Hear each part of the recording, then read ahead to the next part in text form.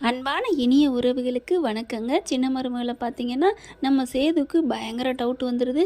போஸ் வந்து குடி போதையில் உளறிறானா, அதுக்கப்புறம் என்ன பண்ணுறான், தமிழ்கிட்ட கேட்கணும் அப்படின்னு வெளியிலே நிற்கிறாரு. தமிழ் பாவங்க காலங்காத்தாலே எந்திரிச்சு எல்லா வேலையும் முடிச்சுட்டு, எல்லா வேலையும் என்ன வீட்டில் குளிச்சுட்டு கிளம்புதுங்க. வெளியில் வரையில பார்க்குறாரு, நில்லு உங்ககிட்ட ஒன்று கேட்கணும் அப்படின்னு கேட்க ஆரம்பிக்கிறாங்க. என்ன அப்படின்னு தமிழும் கேட்குறாங்க. இல்லை அன்னைக்கு காட்டுக்குள்ள நீ தானே மருந்து எடுக்க போன, என்னோட நீயும் தானே வந்த அப்படிங்கிறாங்க. ஆமாம், இப்போ என்ன அதுக்கு என்ன அப்படின்னு கேட்க, நிஜமாவே நீ மருந்து எடுத்தியா எடுக்கலையா அப்படின்னு கேட்க, இதை ஏன் இப்போ திடீர்னு கேட்குறாரு அப்படின்னு யோசிக்கிறாங்க. சொல்லு தமிழ் சொல்லு, ஏன் இதை நீங்கள் இப்போ கேட்குறீங்க அப்படின்னு கேட்க, இல்லை எனக்கு ஒன்று டவுட்டு எனக்கு கிளியர் பண்ணிக்கணும், நீ சொல்லு தமிழ், நீ உண்மையிலே மருந்து எடுத்தியா எடுக்கலையா, எடுத்திருந்தா அப்புறம் ஏன் நீ கொண்டு வரல, இல்லை நீ ஏன் அப்படி ஒரு மாதிரியாக வந்த, என்ன ஆச்சு அப்படின்னு கேட்க, அதுக்கப்புறம் தமிழ்ச்செல்வி நடந்தது எல்லாத்தையும் ஒன்றொன்னா சொல்கிறாங்க. நீ எப்படி மருந்து எடுத்த அப்படின்னு கேட்குறாரு. நான் எடுத்தது உண்மைதான், நான் அதை எடுக்க போயில, அங்கே நீங்கள் எல்லாம் பேசிக்கிட்டு இருந்ததை நான் கேட்டேன், நீங்கள் அந்த சித்தர் சொன்னார் இல்லையா, அது புறம் எனக்கு தெரியும், அதனால தான் நானும் மனித ரத்தத்துக்கு ஓடி வரும் அந்த வண்டு அப்படின்னு தெரிஞ்சுக்கிட்டு நான் என்ன பண்ணேன், என்னோட கையிலேருந்து ரத்தத்தை ஒரு துணியை விரித்து அதில் சொட்டு தெளித்தேன், அதுக்கப்புறம் பெட்ரோலை ஒரு கம்பில் வச்சுக்கிட்டேன், துணியை சுற்றி வச்சுக்கிட்டேன், அந்த வண்டெல்லாம் பறந்து வந்து அந்த ரத்தத்தை குடிச்சிக்கிட்டு இருந்துச்சு. உடனே அந்த பெட்ரோலை ஊற்றி அதை நான் கொளுத்தி விட்டுட்டேன், அப்புறம் வண்டெல்லாம் இறந்துருச்சு. அதுக்கப்புறம் நான் மருந்தை எடுத்துக்கிட்டு நான் வந்துட்டேன். வர்ற வழியில் தான் நான் உங்களை கூப்பிட்டு கத்துனேன், மருந்து எடுத்துட்டேன்னு நான் சொல்லி கூப்பிட்டேன், ஆனால் நீங்கள் வரல. அந்த சந்தோஷத்தோட என் மண்டையில் யாரோ அடிச்சிட்டாங்க, அடித்த கையோடு நான் மயங்கி விழுந்துட்டேன் அப்படின்னு தமிழ்ச்செல்வி சொல்லி முடிக்கிறாங்க. ஆமாம், இப்போ எதுக்கு இதெல்லாம் கேட்குறீங்க, அது எப்போ போனதாச்சே அப்படின்னு சொல்ல, இல்லை தமிழ் நான் கேட்டுக்கிட்டேன், ஒன்றும் இல்லை அப்படின்னு சொல்லிட்டு கிளம்புறாங்களா. தமிழ் அப்படின்னு கூப்பிட்றாரு. உடனே நிற்கிறாங்க. என்னாச்சு அப்படின்னு கேட்க, ஒரு நிமிஷம் அப்படின்னு வராரு. அப்படியே அவருக்கு கண்ணெல்லாம் கலங்குது.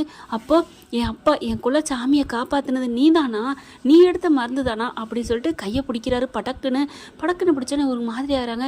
என்னாச்சு இவருக்கு அப்படின்ட்டு, என்ன அப்படிங்கிறாங்க. ஒன்றில் தமிழ் அப்படின்னு கையை பிடிச்சி கண்ணில் ஒத்திக்கிறாங்க. கட்டி பிடிச்சி, உனக்கு நான் நன்றி சொல்லணும், வாழ்நாள் பூரா உனக்கு கடமைப்பட்டிருக்கணும் தமிழ், ஆனால் உன்னை நாங்கள் ஒதுக்கி வச்சுட்டோமே அப்படின்னு நினைக்கிறாங்க. அதுக்கப்புறம் ஒன்றும் இல்லை தமிழ், நீ கிளம்பு, நான் பார்த்துக்கிறேன் அப்படிங்கிறாங்க. அப்படி பார்த்துட்டு கிளம்புறாங்க. உன்னை யார் மண்டையில் அடிச்சிருப்பாங்கன்னு உனக்கு யோசனை இருக்கா? தெரியலையே யார் அடித்தாங்கன்னு, அது கடவுளுக்கு தான் தெரியும், கண்டிப்பாக அது ஒரு நாள் வரும் வெளிச்சத்துக்கு அப்படிங்கிறாங்க. வரும் தமிழ் வரும், நான் அதை கண்டிப்பாக கண்டே பிடிச்சி தீருவேன் அப்படிங்கிறாரு. அதுக்கப்புறம் தமிழ் போயிடுறாங்க. மண்டையை போட்டு பிச்சுக்கிறாரு. கருப்பு வந்து, என்னப்பா சேது, என்ன மாப்பிள்ள ஒரு மாதிரியாக இருக்கிறீங்க அப்படின்னு கேட்க, நம்ம மாமா வந்து தமிழுக்காக ரொம்ப பாசமாக இருப்பார், உயிரே கொடுப்பாரு, அவர்கிட்ட உண்மையை சொல்லுவோம்னு நடந்த உண்மையெல்லாம் சொல்கிறாங்க. அதானே பார்த்தேன், என்னடா இவனா மருந்து எடுத்து கொடுக்குறான்ட்டு. அப்போ இதுலேயும் ஒரு போர்ட்டன்ட்டி வேலை பார்த்துட்டானா, நேற்று உளறையிலே நீ உன் முகம் ஒரு மாதிரியாக போச்சியா மாப்பிள்ள, அப்போ இவன் எடுக்கலையா, என் தங்கச்சி தான் எடுத்துகிட்டு வந்துச்சா அந்த மருந்து, அப்போ அந்த பேரு புகழ் 1 கோடி எல்லாமே என் தங்கச்சிக்கு சேர வேண்டியதா? ஆமாம்மாம்மா ஆமாம். என்னையா மாப்பிள்ள சும்மா இருக்க, இதை கேட்டதுக்கப்புறம் சும்மா இருக்கலாமா, இப்போ வா போய் அப்பா கிட்ட சொல்லுவான் அப்படிங்கிறாங்க. இல்லை மாமா இல்லை, இதை உடனே சொன்னால் நம்ம அது உடனே சொல்கிறத விட ஆதாரத்தோடு சொல்லணும், அப்போ தான் நம்புவாங்க, இல்லைனா இவன் என்ன வேணாலும் பேசுவான். அட்டே அப்பா மாப்பிள்ள போஸு எம்மக்கா தானே இருக்கானே, அட்டே அப்பா அப்படிங்கிறாங்க. இப்போ என்னையா பண்ண போகிற, இருங்க மாமா நான் ஒன்று பண்ணுறேன் அப்படின்னு சொல்லிட்டு வெளியில் போயிடுறாரு. இங்கே பார்த்தா கல்யாணம் மறுநாள் விடிஞ்சா கல்யாணம், முதல் நாள் தடப்படலாம் வேலை நடந்துட்டுருக்கு. எங்கே இந்த சேதுவை காணோம் அப்படிங்கிறாங்க. காணுமே, நேற்றுலேருந்து ஆளை காணோம் அப்படிங்கிறாங்க. பார்த்தா அவர் முக்கியமான வேலையாக போயிட்டு வந்துடுறாரு. வந்ததுக்கப்புறம் கல்யாண வேலையை பார்த்துட்டு இருக்காங்க. போஸ் வந்து, அண்ணே வானே அப்படின்னு கூப்பிட, பரவாயில்லட்ட தம்பி நீ வேலையை பாரு அப்படிங்கிறாங்க. தமிழ்ச்செல்வி பார்த்தா அது எப்பவும் போல் வேலை கிளம்புது. இங்கே ஈஸ்வரிக்கு பார்த்தா அப்படியே படக்குன்னு நெஞ்சுக்குள்ளே அடிச்சுக்கிட்டு இருக்கு. ஏன்னா அந்த குடியிருப்பக்காரர் சொல்லிட்டு போயிட்டார் இல்லையா, கல்யாணம் நடக்குமா நடக்காதா அப்படின்னு சொல்லிக்கிட்டு, அதனால் ஆத்தாள் மகளுக்கும் அப்படியே ஒரு மாதிரியாக பீதி கிளம்பிக்கிட்டே இருக்குது. பார்த்து பண்ணிகிட்டு இருக்காங்க. எல்லாத்துட்டையும் சண்டை போடாதடி யார்கிட்டையும் அப்படி இப்படின்னு பார்த்தா சாவித்திரிலாம் விழுந்து பேசுகிறாங்க. என்ன அத்தாச்சி ரொம்ப தான் பண்ணுறீங்க என்ன அப்படின்னு கேட்க, அதெல்லாம் ஒன்றும் இல்லை வதனி, வாங்க அப்படின்னு சொல்லிட்டு எல்லாத்தையும் கூப்பிட்டு வச்சு அவ்வளோ அழகாக உபசரிக்கிறாங்க. பொண்ணு வீட்டுக்காரங்களும் வந்துடுறாங்க. நல்லபடியாக எல்லாம் கிராண்டாக நடந்துட்டுருக்கு. பக்குன்னு அடிக்குது. அம்மா அவன் சும்மா சொல்லிட்டு போயிருக்கம்மா, அதை பற்றிலாம் நீங்கள் நினைக்காதீங்கம்மா அப்படின்னு அந்த பிள்ளை மக சொல்லுது. அதுக்கப்புறம் மேடையிலையும் உட்கார போகிறாங்க. சேதுக்கு இப்படி தாங்க முடியல, வாசலை பார்க்குறாங்க. எங்கே இன்னும் ஆளை காணமே நினச்சிட்டு இருக்காங்க. அதுக்கப்புறம் பார்த்தீங்கன்னா ஒரு மாதிரி ஆகிறாரு சேது. சரி நம்மளே கேட்டுருவோம் அப்படின்ட்டு, அப்பா எனக்கு ஒரு டவுட்டுப்பா அப்படிங்கிறாங்க. என்னப்பா, இருப்பா நான் அந்த 1 கோடியை பணத்தை கொடுத்துட்றேன் அப்படின்னு கொடுக்க போகிறாரு. ஏன்னா போஸ் என் உயிரை காப்பாற்றினா, அதுக்கு நன்றி கடனா இந்த 1 கோடி ரூபாய் இன்னும் எவ்வளோ கொடுக்கலாம், ஆனால் இப்போதைக்கு நான் 1 கோடி கொடுக்குறேன்னு கொடுக்க போகிறாங்க. அம்மா அந்த காசை கொடு அப்படிங்கிறாங்க. அந்த செக்கை கொடு அப்படிங்கல இவர் நம்ம அப்போ தான் என்ன பண்ணுது, சுருக்கு பையில் வச்சிருந்துச்சு இல்லையா, அதை எடுத்து கொடுக்குது. கொடுத்தா அதை வாங்கிக்கிட்டு கொடுக்க போகிறாரு. அப்பா நில்லுங்க ஒரு நிமிஷம் அப்படின்னு சேது சொல்கிறாங்க. ஐயோ கொடுக்கையில் தடுக்கிறாங்களே, 1000 பொற்காசை தருமிக்கு கொடுக்கையில் தடுக்கிற நக்கீரன் மாதிரி நம்ம சேது வந்து தடுக்கிறாரு. பார்க்குறாங்க. என்னப்பா அப்படிங்கிறாங்க. எனக்கு ஒரு சந்தேகம். என்னப்பா சந்தேகம்? அண்ணே பணத்தை வாங்கின செக்கை வாங்கினதுக்கப்புறம் சொல்லுனே அப்படிங்கிறாங்க. இருக்கட்டும்ப்பா இரு அப்படிங்கிற தமிழ் சொல்லி பார்க்குது. அப்பாடா இந்த பணம் அவன் கைக்கு போகக்கூடாதுன்னு நான் சொல்லி சவால் விட்டேன். இப்போ நான் பண்ணுற வேலையை என் புருஷன் பார்க்குறாரு அப்படின்னு சந்தோஷமாக நினச்சிட்டு இருக்கு. சேது வந்து போஸ்கிட்ட கேட்குறாங்க. போஸு நீ அந்த மருந்து எடுத்துகிட்டு வந்தில்ல, அது எப்படிப்பா எடுத்துகிட்டு வந்த? என்னண்ணே மறுபடியும் கேட்க, செடியிலேருந்து தான். எப்படி? அந்த வண்டெல்லாம் நான் கசக்கி எடுத்து தூக்கி போட்டு அங்கேருந்து எடுத்துகிட்டு வந்தேன் செடியிலேருந்து அப்படிங்கிறாங்க. ஓ அந்த செடியில் தான் அந்த மருந்து காய்ச்சி இருந்துச்சா? ஆமாம் அதில் தான் காய்ச்சி தொங்குச்சு, நான் எடுத்துகிட்டு வந்தேன் அப்படிங்கிறாங்க. அப்போ பார்க்குறாங்க. என்னையா சேது ஏன் இப்படிலாம் கேட்குற அப்படின்னு அவங்க அப்பா கேட்க, அப்பா நான் ஒரு முக்கியமானது சொல்லணும்ப்பா, நான் சொல்கிறேன். நான் எப்படி எடுத்துகிட்டு வந்தேன் தெரியுமா? நான் அந்த வண்டோட கூட்டுக்குலேருந்து எடுத்துகிட்டு வந்தேன் அப்படிங்கிறாரு சேது. உடனே எல்லாரும் அதிர்ச்சி ஆகிறாங்க. என்னப்பா சொல்கிற? ஆமாப்பா அண்ணே நீ வந்து வண்டு கூட்டுக்குள்ள எடுத்துக்கலாம், நான் செடியில் தானே எடுத்தேன் அப்படிங்கிறாங்க. செடியிலையா? எப்படிரா செடியில் எடுக்க முடியும் அப்படிங்கிறாங்க. இப்போ என்னப்பா சொல்ல வரீங்க? இல்லை இவன் சொல்கிறது சும்மா பொய், சுத்த பொய் அப்படிங்கிறாரு சேது.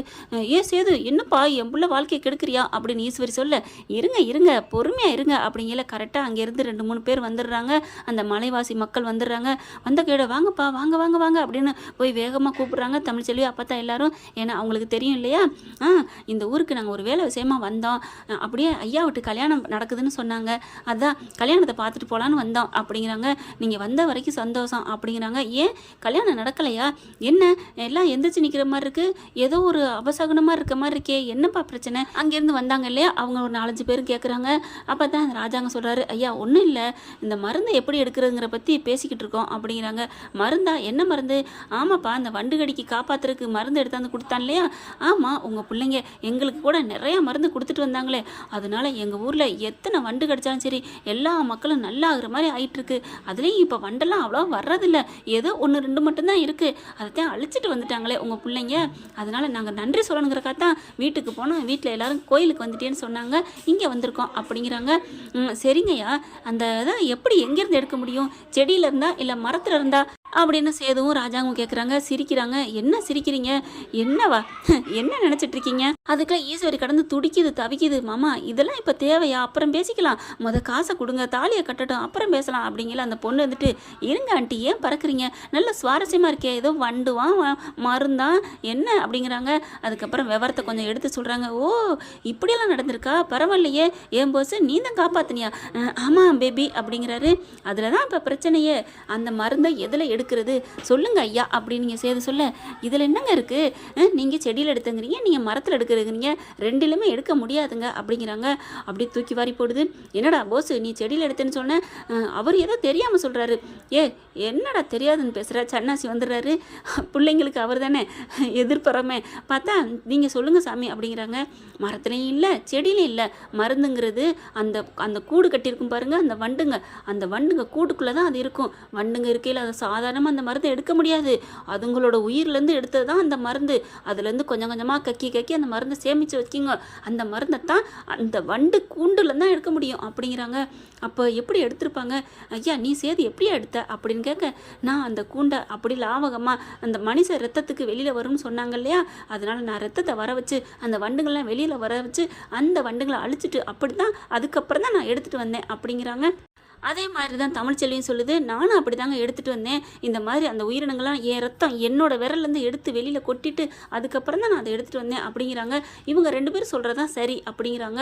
அப்படி தூக்கி வாரி போடுது. ஆனால் செடியிலேருந்து எடுத்தேன்னு சொல்கிறது அபத்தமாக இருக்குதே அப்படிங்கிறாங்க. அப்போ தான் சேது சொல்கிறாரு, அப்பா இது உண்மைப்பா, நான் முந்தானாலே எல்லாத்தையும் நான் தெரிஞ்சுக்கிட்டேன், போஸ் குடி போதையில் உளறிட்டான், அப்போவே எனக்கு தெரிஞ்சிருச்சு, ஆனால் இவனை எல்லாத்தையும் கையும் களமாக ஒப்படைக்கணும்னு தான் நான் போய் இங்கே இவங்களை போய் சந்திச்சுட்டு வர சொல்லிட்டு வந்தேன் அப்படிங்கிறாங்க. என்ன சொல்கிறப்பா சேது? ஆமாப்பா அப்படிங்கிறாங்க. அப்போ தான் வந்தவங்க சொல்கிறாங்க, ஆமாங்க ஐயா, உங்கள் பிள்ளை சேது வந்தார், எல்லா விஷயத்தையும் சொன்னார்.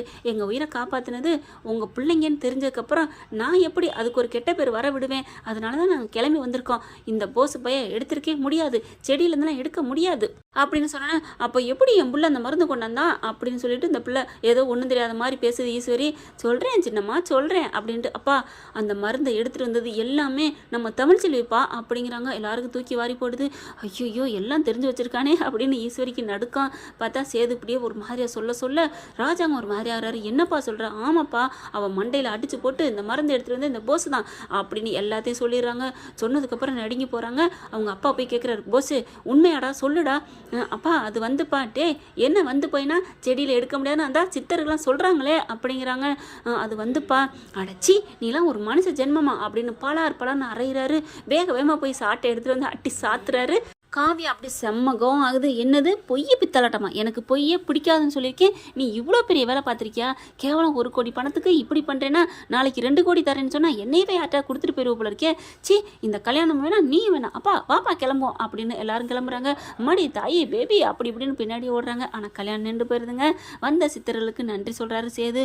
தமிழையும் பார்த்து ரொம்ப தேங்க்ஸ் தமிழ், நீ மட்டும் இல்லைன்னா எங்கள் அப்பா என்ன ஆயிருப்பார் அப்படின்னு சொல்லி கட்டி பிடிச்சிக்கிறாங்க. ஐயோ விடுங்க அப்படின்னு சொல்லி நவுடுறாங்க. அப்போ பார்க்குது, டே என்னடா கோயில்னு பார்க்காம? இல்லை பார்த்தா என் அப்பாவை காப்பாற்றினது இவ தான் கோயில், இவ தான் சாமி. அப்படி இருக்கல நான் எங்கே யாரையும் நான் பார்க்கணும் அவசியம் இல்லை. எங்கள் அப்பா இன்னைக்கு உயிரோடு இருக்கான்னா அதுக்கு இவ எடுத்துகிட்டு வந்த மருந்து தான். அவன் ஈஸியாக இடையில தட்டி பறிச்சான், மற்றபடி அவன் வரலைன்னா தமிழ்ச்செல்வி கொண்டே கொடுத்துருப்பா அப்படின்னு சொன்னோன்னே உடனே அப்பா திறந்துட்டு, தமிழ்ச்செல்வி நீ தான் என் பிள்ளைய காப்பாற்றினியம்மா அப்படின்னு சொல்லிட்டு கட்டி பிடிச்சி முத்தம் கொடுக்குறாங்க. பார்த்தா எல்லாம் சந்தோஷப்படுறாங்க. அவங்க சன்னாசி வந்து என்னை மன்னிச்சிருமா, என் பிள்ளை இப்படி பண்ணிட்டான், பரவாயில்லைங்க அப்படிங்கிறாங்க. நீ ஏன் அன்னைக்கே சொல்லலை? நான் சொல்லி என்ன ஆக போகுது, அவர் ஏதோ திருந்தி இருக்கட்டும் அப்படின்னு தான் நான் நினச்சேன். உன் மனசு எவ்வளோ நல்ல மனசு அப்படிங்கிறாங்க. இங்கே ஈஸ்வரிக்கு வயிறு எரிஞ்சு நிற்கிது. சாவித்திரிக்கு சந்தோஷம் தாங்க முடியல. அம்மாவில் மகள் அங்கிட்டு போய் ஐஃபை அடிச்சுக்கிறாளுங்க. கல்யாணம் நின்று போச்சு, தன்னாலே நின்று போச்சு, சூப்பர் அம்மா கொட்டிச்சூரா அப்புறம் எவ்வளோ திமிரில் ஆடுனா அப்படின்னு சொல்லிட்டு ரொம்ப ஆணவத்தில் ஆடிட்டு இருக்குதுங்க. ராஜாங்க வந்து அப்படியே ரொம்ப நன்றி சொல்கிறாரு தமிழ்ச்செல்வியை பார்த்து. என்ன ஃப்ரெண்ட் இப்படி தான் போகணும், எப்படியெல்லாம் யோசிக்கிறோம், பார்க்கலாம் டைரக்டர் என்ன சொல்ல போகிறாருன்னு. இந்த பற்றி உங்களுக்கு பிடிச்சிருந்துச்சுன்னா அவங்க பொண்ணு எனக்கு எல்லோ லைக்கை போட்டு சப்ஸ்கிரைப் பண்ணிடுங்க. Thank you friend.